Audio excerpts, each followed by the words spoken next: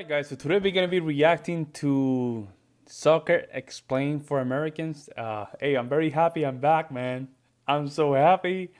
I needed to wait 30 days because something happened with my AdSense. I couldn't just really monetize my videos, all that, all that crap. And I don't know why YouTube just, had to make you wait a month for this. It's not even a month though. It's a month and 2 days. Whatever, we're here. That's the most important thing. There's so many videos to react. I have like a catalog of videos that I need to react. It's crazy. But we're going to start with this. Soccer Explained for Americans.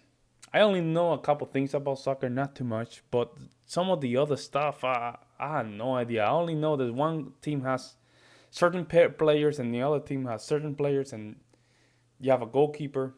And that's it. That's it. And the other is just self-evident, right? Let's jump in.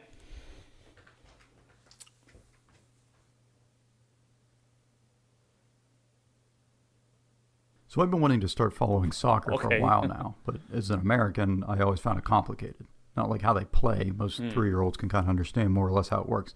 I just mean how everything kind of works in Europe. I would follow the World Cup, and I'd root for the United States if they made it. And then I'd root for Iceland because clearly they've all been practicing that clapping, and they're really good at it. But that only happens once every 4 years. So I turn on my TV, and it would be like a random game, like Parma versus Bologna. And first I'd make sure that I wasn't watching the Food Network, but then I had no frame of reference for this game. Like, are these teams good? Is this a big game? Which one of these guys is Pele? I didn't know. And I had all these other questions. Why are teams getting kicked out of leagues? Why are they all rolling around on the ground so much? How are guys getting traded to different countries? And why does everybody in the stands have a scarf? So a few months ago, I tried to start figuring it all out. And I started watching some matches. That's the first thing. They aren't soccer games. They are football matches. And I bought FIFA for my Xbox, and I bought a scarf and a vuvuzela because that's like the rules or something. So anyway, this is all the info that I wish I'd known a year ago. This is my crash course of translating soccer into American. I'm going to assume that you kind of know the rules. The biggest difference between American sports is how offsides works and the clock. Lots of people get upset about the clock. It goes up instead of down. Get over yourself. It doesn't really matter. Americans also get mad because the clock doesn't stop and games pretty much end whenever the ref feels like it. And you actually adjust to this pretty quickly. The game's an hour and a half long. You'll have your chances to score. And if you can't score, then it's not the clock's fault. Some people, and when I say people, I'm referring both to discussions I've had with other Americans as well as like myself 6 years ago. So people think soccer is too slow. And when Americans look at a soccer field, something in our minds, we think that it's like playing hockey or playing basketball just on a big grass field.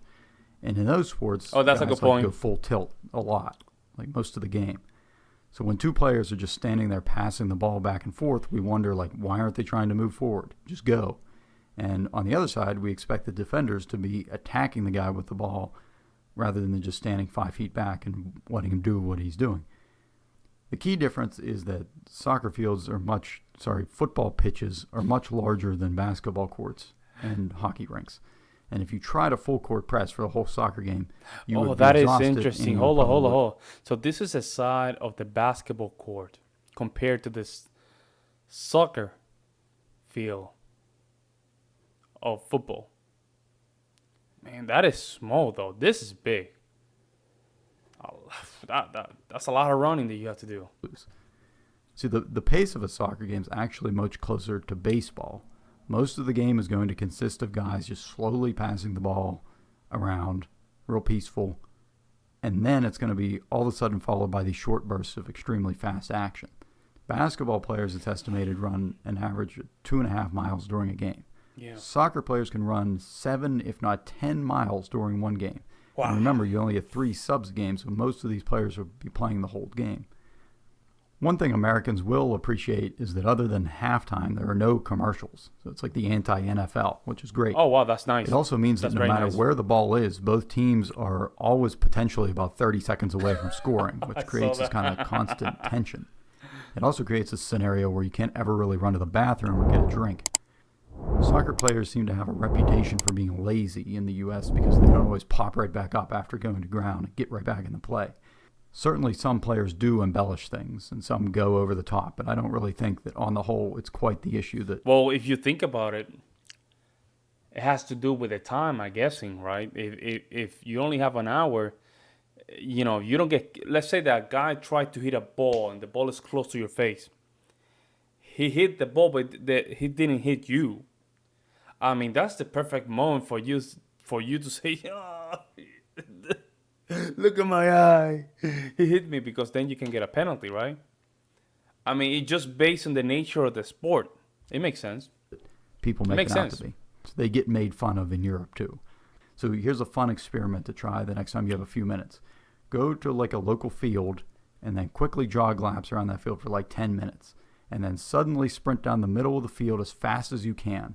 And when you're halfway up the field, while you're still sprinting, have one of your friends just shove you over onto the ground. And if you can pop right back up and keep sprinting, then you can keep complaining about those guys. A lot of the time, they're just taking a little rest. And everyone will either just keep playing around them, or both teams will be a little tired, so who cares? It's not a Matthew Riley novel out there. The other reason for guys slowly passing the ball around is that one of the strategies currently employed by most teams is to maintain possession as much as possible. Obviously, this is no different in American football or why Russia is really good at hockey. The other team can't score when you have the ball. So teams will just pass the ball back and forth and even pass it back to their own goalie because it's better to go backwards with the ball than to maybe make a risky pass and let the other team have the ball. That is a good point. Now it makes sense. Having the ball is less risk for the other team to make a goal kind of thing. Well, did I say that right? Or did I mess up? Yeah, I said that correctly, yeah. So if you're having the ball, right, because it is clearly it's very hard to make a goal in soccer, meaning football. So keeping control of the ball at least give you the confidence that you have control of the game. That makes sense. I might be. And you'll see a team make like 50 passes without the other team touching the ball, which can take a really long time. But then they'll go down and they'll score, and that's like as good as it gets. It's all about waiting for the precise moment for things to align and then all going together at the right moment. Make sure the planets are aligned. In terms of like positioning and formations, you'll usually have 3 or 4 numbers, like 4-4-2 or 4-3-3 or 4-2-3-1. These numbers will always add up to 10, and then the goalie is just assumed. Different positions include the center backs, who just stay as defenders, and then the full backs are both the left and the right back, who will defend, but then they'll also usually join the attack as well. And then we have midfielders, like a center midfielder who can go both ways, a center attacking midfielder or a center defending midfielder. And then up front, we have like a left wing and a right wing, sometimes a center forward, and a striker up front it's his job to just score goals. One thing I'll mention that makes it easy to kind of get into soccer is that you can legally watch some old matches on YouTube. This is unlike American sports. Like, why isn't there a website that I can go to watch any game, like an iTunes for sports? So like I can pay $2 to watch any game in history. Like all these games are on tape somewhere. They exist. But I can't watch a game in the 1986 World Series unless an international pandemic shuts down the world and there's no sports. And they just happen to put it on NBC or something. Like, come on. So anyway, so keeping the ball and attacking is referred to as positive football. You're always trying to move forward. This is what most teams do. This is what people like to watch a little more. It's kind of exciting. It's more exciting to watch that way. But of course, there's always a yin to the yang. So the yin is this guy named Jose Mourinho. And he basically says, I don't want the ball. I'm going to stand back with my players in front of my goal, and you're not going to score. And then every once in a while, when you're falling asleep and all your players are up in my zone, we're going to steal the ball and we're going to run down and score. Which sounds a little bit risky, except that it actually does work if you do it well. Jose's considered one of the best managers there is, and he has the trophies to back it up. He's won plenty of big tournaments with teams that I'm told if you tried to have that team keep the ball the whole time, like most coaches would, they would have been destroyed. They were too old and they just would have got worn out and wiped out. But by playing this negative... I would like to see that, like a straight line And let's use Defensive strategy, they were able to win. Oh, okay, so And he's going to despite show this, it. teams that employ this strategy seem to get a bad rap for playing negative as opposed to positive football, because keeping the ball seems to be the in thing right now. Okay. So obviously there's more thought that goes into it than I've described here. Like Diego Simeone and Atletico Madrid has been using this negative strategy for years, and they've been successful with it. On the flip side, the guys who've risen to the top playing possession football are also widely sought after. Two of the most well-known coaches right now are Jurgen Klopp and Pep. So let's say basically a line here, and then you have the opposite team all around trying to score, but he has a complete line, so it makes it very hard to make a goal. Pep Guardiola. And I highly recommend watching the series All or Nothing about Manchester City on Amazon Prime. It's about Guardiola's team a few years ago. And it's quite clear from interviews with these guys that they're quite thoughtful and well-traveled. I couldn't name a single baseball manager who can speak 3 languages. So speaking of Manchester City, they play in England. There are 4 main football countries in Europe. There's England, Spain, Germany, and Italy. France, England has the Premier League, Spain has La Liga, Germany has the Bundesliga, and Italy has Serie A. France, no? So to take one country, they're all the same, but to take one country, England, the Premier League consists of 20 teams. Every team plays every other team, once at home and once away. And these leagues don't have playoffs. You get 3 points for a win, 1 for a tie. The team with the most points at the end of the season wins. And this can and has come down to the final day of the season before. In the U.S., our leagues pretty much have the same teams every year. So if you suck, and even if you start to lose on purpose, you actually get rewarded with the top draft pick the next year. If you finish in last place in one of these leagues, they literally kick you out of the league. Wow. But they call it relegation because that's a nicer sounding word. Before we keep going, here's a quick aside on the MLS. Major League Soccer is the top league in the United States. It's different in many ways than the European leagues. There's no relegation, so the teams do stay the same from year to year, and there is a salary cap.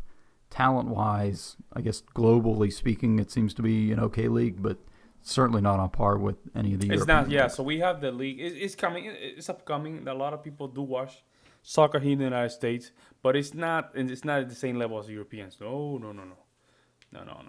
It's like a little lower, right? The United States is doing okay. I'll be honest. I watched some of the games. They're doing okay. Besides that, we're not in that level yet. So under the Premier League, which is at the top, under them is a league called the English Football League Championship. The 3 teams who finish at the bottom of the Premier League are relegated to the Championship for the next season and replaced by 3 teams from the Championship. The bottom 3 teams in the Championship are relegated to League 1. The bottom 3 in League 1 are relegated to League 2, whose losers go to the National League, whose losers are... nobody really cares about them except their moms at this part, but you get the idea. Unless you really get into soccer, you'll never hear about anything below the Premier League again. But just so you're aware of what's happening down there. This system does a few It's like things. a farm First off, system. just because you're near the bottom of the standings, your games can still be extremely important. They still count because you're not trying to win the league anymore, but now you're trying to literally stay in the league. And the higher the league you're in, the higher the check you get from TV contracts. So it's kind of a big deal. Okay. It also creates this kind of theoretical meritocracy where you could start a team with a bunch of guys anywhere in the country, get into a kind of a tiny league, and then ultimately work your way up to the Premier League. In reality, that'd be like trying to take a single-A baseball team and work your way up to the majors, while the other better teams with bigger pocketbooks are trying to buy all your best players the whole way. But for the teams at the top, just winning the Premier League sounds pretty easy. You're playing maybe 1 game a week. But that's the catch. There's other things going on here. So there's also the Carabao Cup, which is a tournament open to the top 4 leagues in England. And then there's the FA Cup, which has been going on since like forever, that it's literally open to every team in England. So over 700 teams entered this one tournament last year. Wow. Imagine if every major and minor league baseball team had one giant tournament.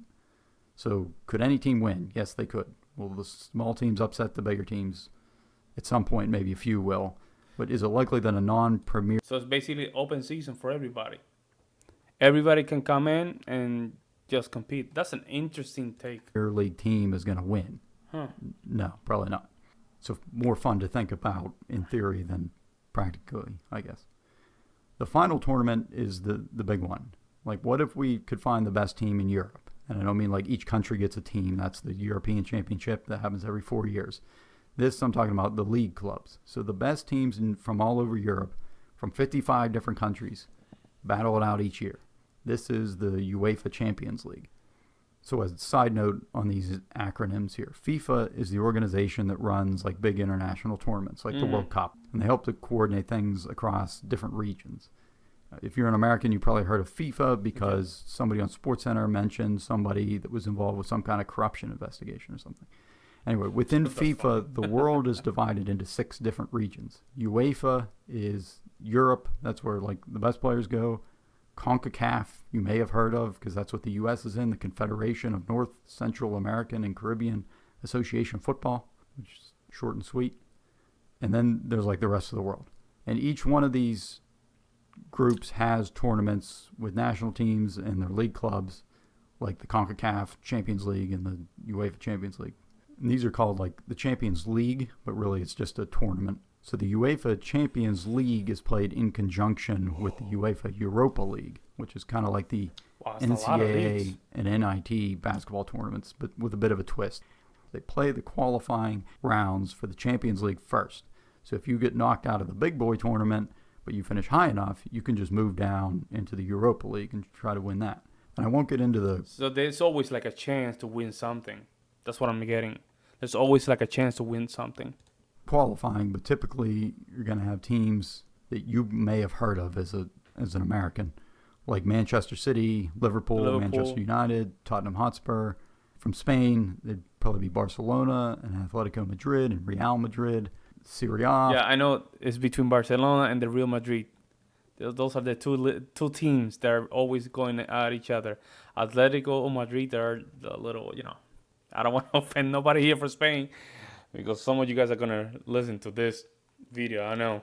But that's what I heard from the Chiringuito. So they always going at each other, man. I love that show, man. I might just react to that show. From Italy, we'll have Juventus and Inter and Roma and Atalanta. Germany is pretty much dominated by Borussia Dortmund and Bayern Munich. And then there's other popular teams like Paris Saint-Germain from France and Lyon from France I was mentioning Ajax from the Netherlands. And then you throw in a few Russian teams and you're ready to party. So back to the Premier League. You remember how your team's playing that kind of standard 38-game schedule. So now, also at the same time, you're competing in the Premier League, the Carabao Cup, the FA Cup, and the Champions League. And there's like a bunch of other small one-off games happening too. So even if you have the best team, you're still probably not going to win all these tournaments just because of the wear and tear. If you can win 3 trophies in a year, that's like special. That's called a treble. If you win 4, that's called a quadruple, but that's pretty rare. And so the biggest payday is for winning your league, although I, for some reason, find the Champions League is hard to beat for excitement. So even though you can, soccer teams tend to trade players less than they do in the U.S. Rather, teams will just buy players from their current club. So a contract is going to include your salary, obviously, but also something called a release clause, which is a fee that would go to the current club for that player. So while any team could negotiate a transfer fee with a player's current club, a release clause takes that current team just out of negotiations altogether. So a baseball player, unhappy with the situation, he could demand a trade, and they might trade him and he'd be happy. But if they refuse to trade him, then he's kind of stuck. Whereas a soccer player could just find another team willing to pay that release clause. Ooh. And once a team agrees to pay the clause, then they can just negotiate directly with that player. Obviously, the better player, the higher the I thought fee's you gonna could be. just So do that in baseball. They don't.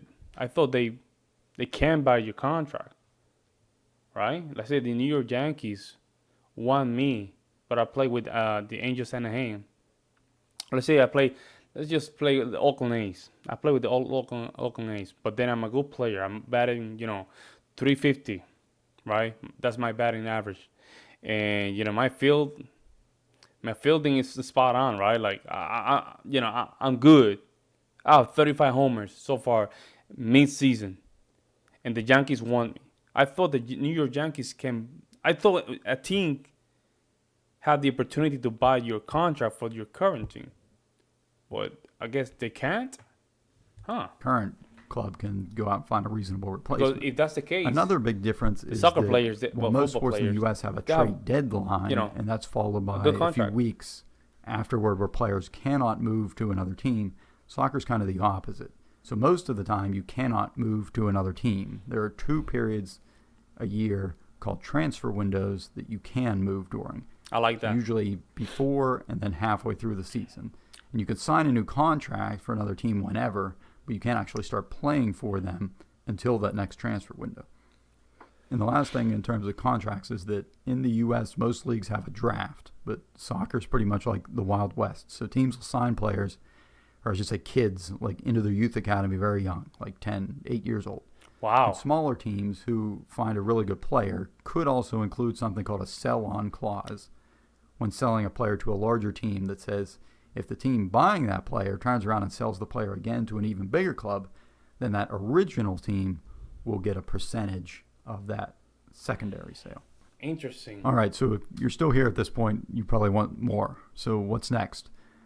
There are like an unlimited number of top or best goal compilations on YouTube, which are kind of interesting in the sense that you can actually show, new people to soccer the potential that the game has. Lots of Americans' exposure to soccer is like the Women's World Cup, and obviously we have a great team there, but you never really get to see what different strategies look like. Like look up Barcelona tiki-taka videos. You won't regret that. They make grown men look like children.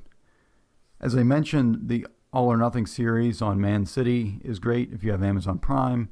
And obviously just watching games is good. FIFA TV has a YouTube channel that has lots of international matches. Or just look on YouTube for full football matches. You're smart, you'll find them. UEFA TV has old Champions League matches. I think you might have to register, but it's free.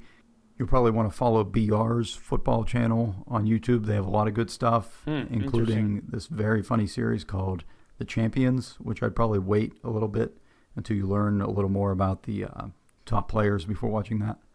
One place I always turn to when trying to learn a new sport is video games. So FIFA would probably help. Although the big caveat there is that it has horrible reviews. That said, if you're just trying to learn the rules, like basic tactics and which players are on which teams and who plays where, Yeah, keep it I would simple. say it's been pretty helpful for me. Most of the negativity toward the game is for the online, the FIFA Ultimate Team mode, where you end up paying for players for your team. But if you just avoid that and then like stick to playing against the AI, then you should be okay.